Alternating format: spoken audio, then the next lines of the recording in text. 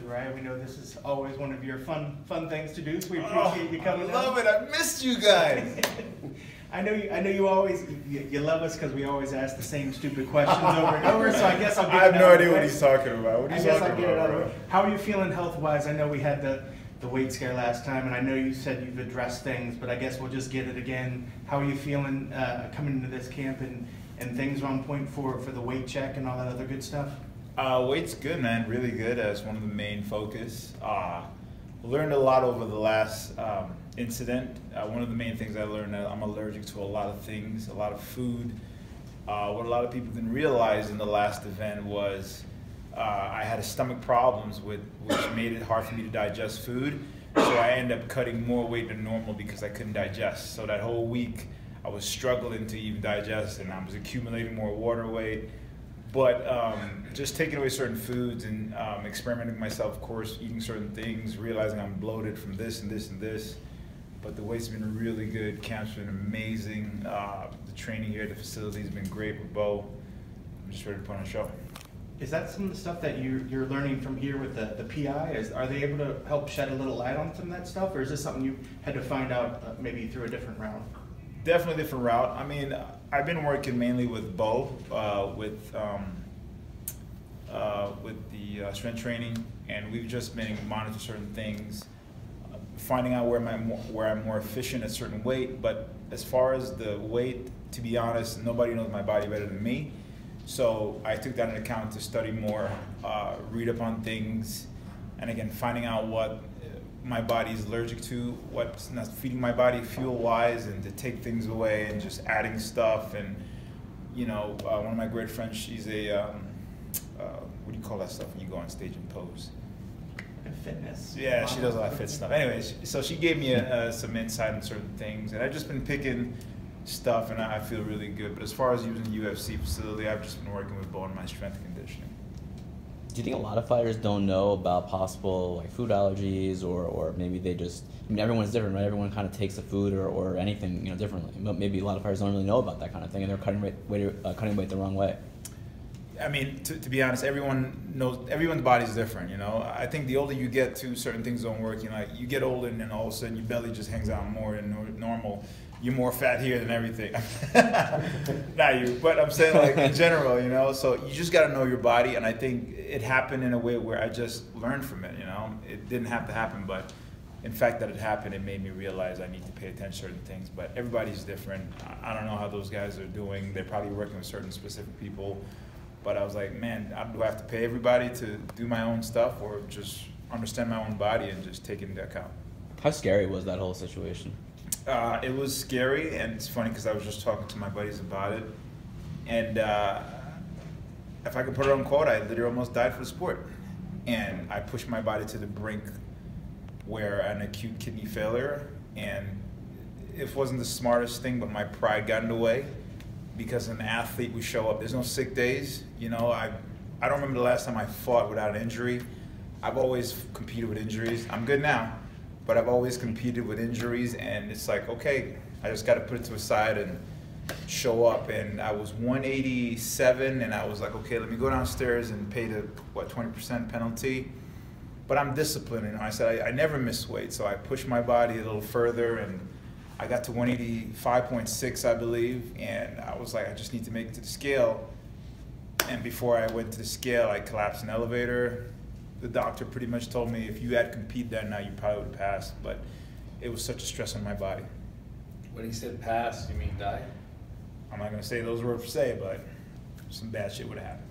So how does that feel like, you know, as a fighter, you probably feel invincible, and then to come face to face with your mortality? This guy. Again, there's a smart way to do things, the right way to do things, and I let my pride get in the way again because there was a certain injury that I was battling with digestion, and when you can't really digest, the food just sits. And when the food sits, you know, for fight week you do your water load, and I'm loading, and more is just going up instead of me losing or peeing out or sweating.